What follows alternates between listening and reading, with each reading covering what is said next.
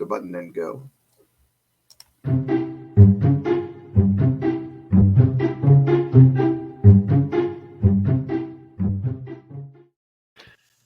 Welcome to Heroes and Droids, your guide to movies and TV shows about superheroes, sci-fi, Disney, and action. From Marvel to DC, from Star Wars to Star Trek, from James Bond to the Fast and the Furious.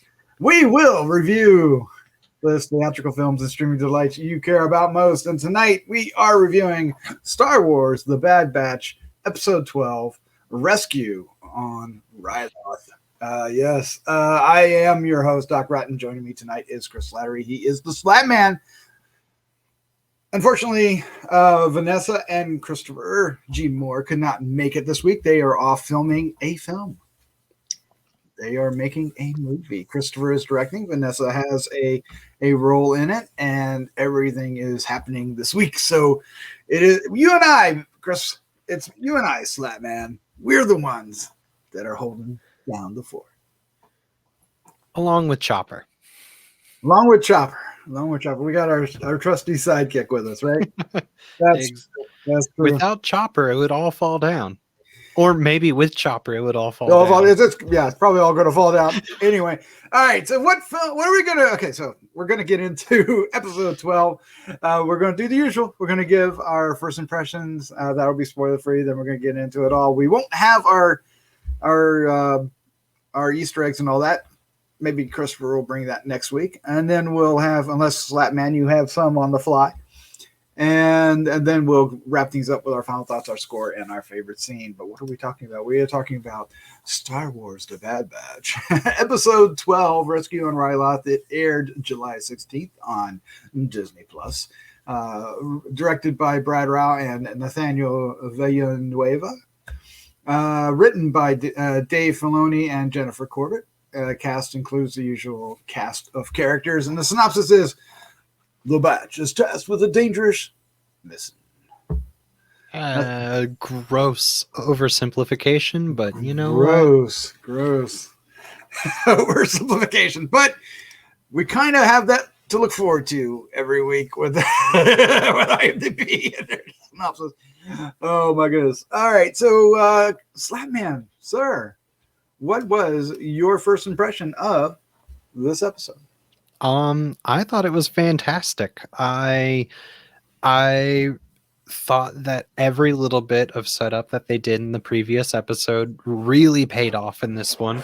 It was a really fun episode from coming up with the plan to executing the plan to things go wrong with the plan but still executing the plan to fun humor to a really great moment with some of our clones, and just you know, it without getting into spoilers, like there's just it's awesome to see the growth in the world building that's going on with this, and just that, and the action was fantastic, and you know, it was fun to see the flying moment.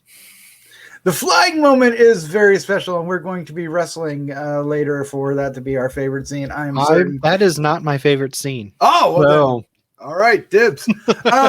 Yeah, me too. I enjoyed this quite a bit. I really appreciated. We talked about last week that it felt like a setup, and yes, I appreciated that setup paid off.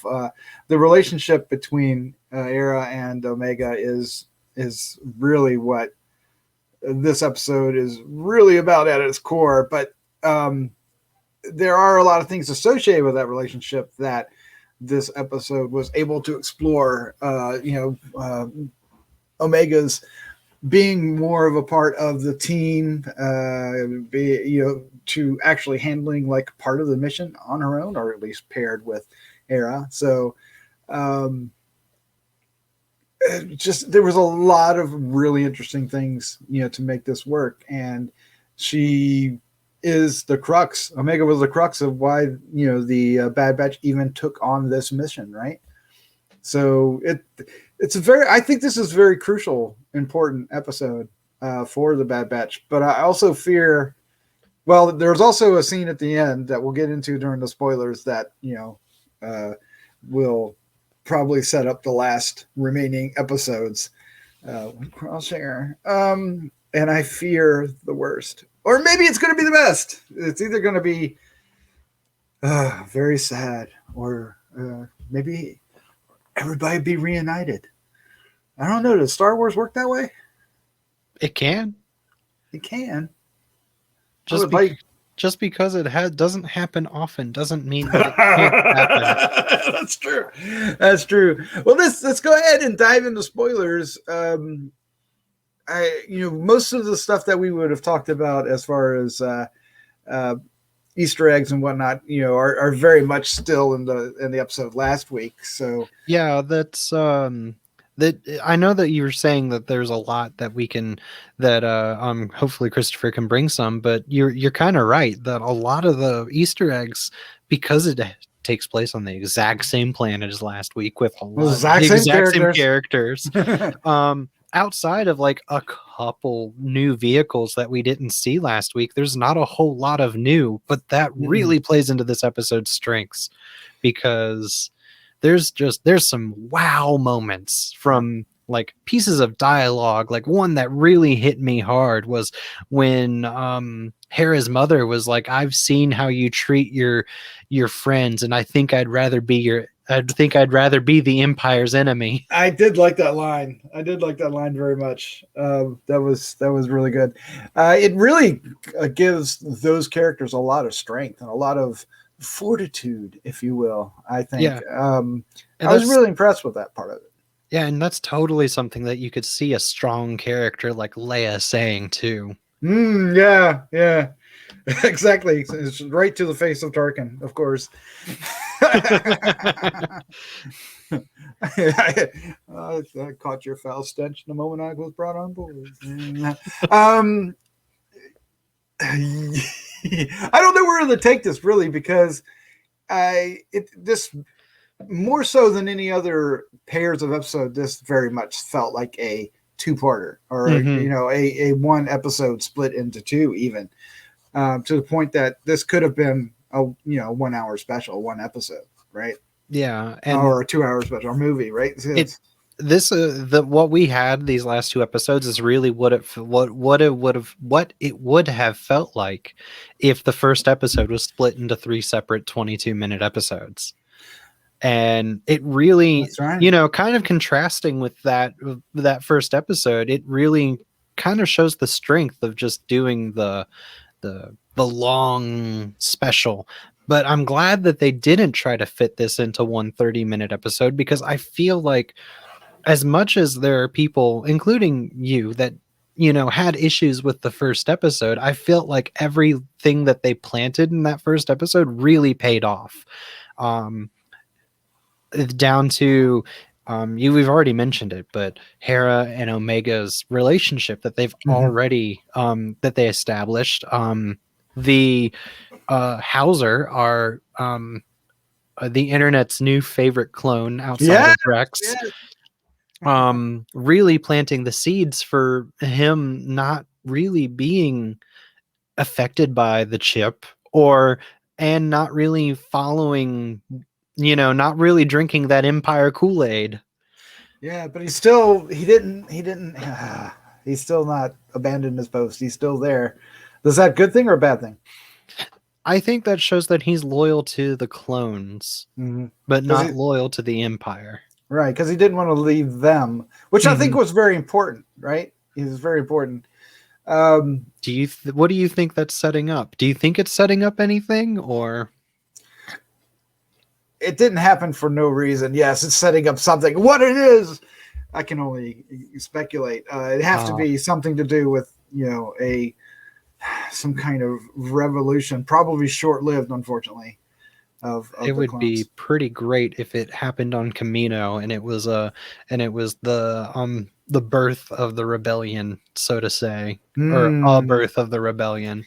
Well, we certainly are setting up different factions of the rebellion through these episodes. But answer me this: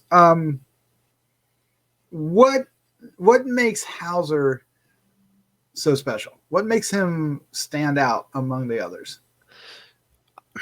I think it's it's the lack of just following orders blindly Mhm. and the ability to kind of question what's happening and to be able to sit there and say, no, this isn't right, this isn't the way that it's supposed to, like, we're not treating, we're not doing this correctly, we're we're acting more like our enemies than we are our allies. Right, right. Realizing that something is Yeah. wrong. And those qualities, I feel like, are the qualities that all of the clones that we grow to love throughout the Clone Wars, Rex, Cody to an extent, Echo, Fives, those are all traits that those clones had. That's true, and now I think the Bad Batch are exhibiting those as well. Um, so a second thing. Oh, go ahead. And even Crosshair to an extent. Well, he's still part of the Bad Batch. In my eyes, he's just on a detour. Yeah. The second thing that we need to talk about out of the three things I'm going to mention is Omega, back to Omega and Hera and their flight, which is a very fun, important, because she takes basically the helm of a ship for Solo, well, in this case with Omega, but Solo for the first time, and it is a rocky start, but one that they make it work, and it was spectacular. Yes, and I think it's really funny how they set that up last week, where they said, where her uncle, I think it was Yes. saying that, you don't get to do takeoffs or landings, and it showed that she has never taken off before. but it was great. Yeah. But once she was in the air, she was just. It was, I mean, even Tech had a smart comment to say to compliment them. Yeah. But I think what was also important was that Hunter instinctively set them on their own mission. Mm-hmm. And I think it was it Tech or Echo that questioned that, like, what them? And I really enjoyed that. I thought that it's a small moment, but you can see that in especially in Hunter, in episode after episode after episode, he's just instinctively, utilizing her skills in the best way, which is what a good leader does, right? And that growing trust too. Yeah, that comes along with it. Yeah, definitely. So the last thing we need to talk about is Crosshair, of course. And because of what happens in this episode, Crosshair realizes that isn't an attack, it's a diversion. Mm-hmm.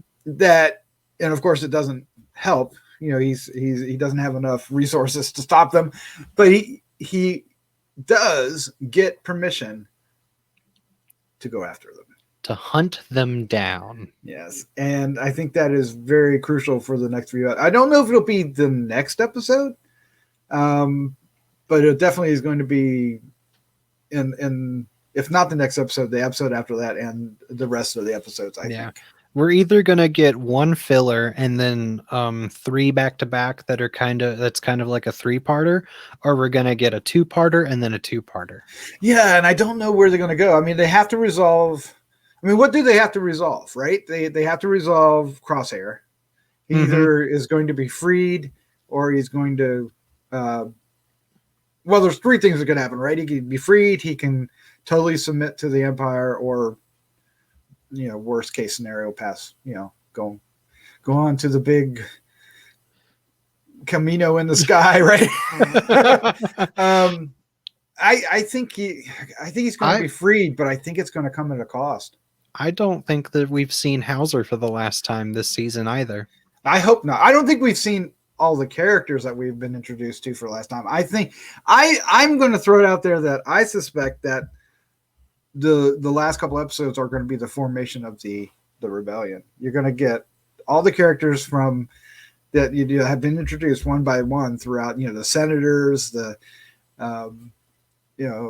Hauser, and others are going to gather together and form form the around all in a hologram around a table because they can't all meet in the same spot because that would kind of Yep. I just don't know where does it put the Bad Batch? Where does the Bad Batch fit into this? Do they side with them, or do they just say, call us when you need us? I think that Omega is going to convince them to side with them. Mm-hmm. And well, go ahead. And I think that the way that they're going to get that to that point is it's all going to happen on Camino. Ooh, that's interesting. It's all gonna end where it began. The confrontation with Crosshair. That's why I don't think because I think that Hauser is going to be staged to be executed on Camino, because they're going to be like, we need to see what's wrong with this clone because their chip is obviously not working. You're a smart lad. I don't know. I could be very wrong, but it sounds plausible to me. I'm sold. It's going to be very interesting, and this episode certainly lit a number of pathways to that or various other similar conclusions. It definitely is going to involve all these elements. Because I feel like the Kaminoans, they still have a loose end that needs to be tied up. You could argue that Finnick and Cad Bane, they could have a loose end that needs to be tied up, but that could be the next arc. Or it could be the next season. Yeah, or it could be the next season. But I do think that the Kaminoans and all of the clones all have that giant bow that needs to be wrapped. And that can really only take place on Camino. Well, here's the last question I have for you before we wrap things up. We've teased it. They've teased it. We have Omega. Are we going to get an alpha before the end of the season? I mean, isn't that just Boba? It's Boba. Are we going to get him? Is he going to show up? If Finnick's in it again, I think he might show up. Why? I mean, they're not a team yet. I mean, we don't know that. Well, that's true. There might be that's interesting. That puts a different spin on what happened in Mandalorian. Yeah. I just think that, I don't know. I don't know if it's even, that's probably just a drop that's going to be out there, and it probably saved that for, I don't know. Will they save that for the end of the Book of Boba Fett? Yeah. That might be a Book of Boba Fett thing that they do, because that could be kind of awesome. Yeah, I don't know. It's so difficult because you don't want to just shove Boba in just to have Boba in because Boba is related to Omega, right? Because that's just saying, okay, great, this is Omega's story, but Boba has to be in it because Boba was mentioned in one episode. Yeah. But if Boba doesn't make sense in the story that they're trying to tell, there's no reason to shove Boba into this season. But it would be kind of cool if the last scene is Boba meeting up with Omega or something along those lines. Yeah. Well, here's an interesting thing. I think Boba Fett being in this would upstage Omega. But having Omega show up in Boba Fett doesn't upstage Boba Fett. So that's the better. Now Finnick and Omega have a connection of some sort, and we could strengthen that connection, as an alternative to the Bad Batch, right? Which would make her knowledge of that character, and now that she's teamed up with Boba Fett in the Book of Boba Fett, makes that connection more viable. Makes that appearance, right? Yeah. Wow, we're really speculating. Let's go ahead and wrap things up. Let's give our final thoughts, our score, and our favorite scene. Of course, the score is 1 to 5. But before we do, please, if we really appreciate you hanging out with us. We hope you enjoyed not only this review, but many others that we have there. We covered Loki. Go check those out. Very cool episodes. And of course, we covered Mandalorian and other Marvel stuff, and even movies. We've got more movies coming coming out now that the theaters are open. It's going to be an amazing fall. And yes, we will be covering Visions, right? Star Wars Visions.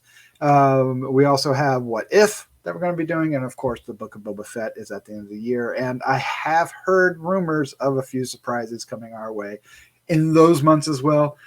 They could just be rumors, but it is not, it's not impossible. So if you'd like to help us out, hit the subscribe button down below or share with a friend. That does wonders. And of course, we'd love to hear your comments. Slatman, your final thoughts, your score, your favorite scene. Give it to me. All right. So my score is a 4.5. I think that this is a very solid episode. It is fun. It does a great job of setting up what's to come. That cliffhanger with Crosshair is haunting. Like the delivery of that line of permission to hunt them down. Yes. Like that's so well done. I loved seeing Omega be able to be trusted to go on her own, and then her ability to improvise and her ability to use the strengths of those around them, of those around her to really succeed with the mission. Yes. The interactions between our 5 main Bad Batch characters are great. There's one scene where after everything is over, Hera and Omega come out of the ship that they were piloting, and you see Wrecker run up to Omega and they high five in the background. Like exactly. And just Tech saying to them, your patterns are unrecognizable to the enemies and to yourself, which means you're doing great. Like it's just it's things like that. And another unrecognizable. and another interaction that we had was when Echo was on the side of the building and the clone looks over and he's like, "Little help, brother." And then Hunter smacks the clone over the head. Like, I love the interactions that these characters have. It really feels like a family. And that's another great thing that this episode hits on is the fact that Omega tells Hera that these are my brothers. This is my family. Yeah, that's you true. know? That's true. Yeah, very much. And Hera is just like, look after your brothers. That was a touching moment. And then Hauser's a great character, and I hope that that's not the last we see of Hauser. I hope not. I hope we get my favorite scene is actually the scene where Hauser comes out and gives the speech and tosses his blaster down, and a lot of the clones start doing the same. Yeah, a lot of them, but not all of them. Not all of them, but a lot of them start doing the same. And that I feel like that's such a powerful scene. And right, the next they're going to have to rescue him. Possibly, yeah. I do have a couple nitpicks though, which is why it's not a 5. I do think it's dumb that when Hauser basically told them how to escape, and I thought it was dumb that Hunter didn't offer for him to escape with them, because it was obvious that that Hauser was, betraying the Empire at that point. Even if it went the same way, where he was like, "No, I need to stay with my brothers. I can't abandon them." He should have at least. I felt like it's very odd. I think they're saving that. I think they're saving that for later in the season. Yeah, but I felt very not like Hunter to sit there, or Echo even, who was right there with them, to not be like, well, if you go out there, they're just gonna execute you. Come with us. Come with us, brother. Like that's very odd for those two characters, because I feel like that's who they are. But that might be part of the conversation they have next episode. Yeah. So I don't think it's. Yep. Go ahead. Sorry. Yeah, but other than that slight nitpick, I thought it was a fun episode. It was great. And Chopper is the best. Chopper's the best. And I loved when Chopper just goes and zaps the guy and starts to work with the The terminal. door. Yeah, the the terminal, yeah. It was just fun. Every little thing that they built up in the previous episode, I think, paid off in a great way. And that's not without even talking about Hera's mother and father and uncle, who I felt like had very strong moments, especially with the turn of like their conversations with Hauser. And yeah, like I really enjoyed it. Yeah, there's a lot to enjoy this one. So I did complain, right, about last week's episode, and I still have that complaint. I do think that one could be shaved down and then attached to this, and you have a 90-minute episode. But at the same time, this one really does pay off, and I really did enjoy this. I am going to give it a 4.5, though. It's still not. It's not going to be the one I think of when I think of this series, right? There's going to be other ones, but at the same time, this one had a lot of elements that were really special, and they were really special because of, for me, Omega is becoming the star of the show, even though it's the Bad Batch. Well, she is part of the Bad Batch at this point, so it is the Bad Batch, but you know what I mean. So my favorite scene is definitely when they're flying. It just meant so much, right? There was camaraderie. They had a mission and they were succeeding. It was clumsy, which felt right. They weren't, they just didn't take off and be experts, but they were the element of surprise because nobody had any idea what in the hell they were doing. Yeah, they weren't, like I was saying. So it just works so well. And I could see that.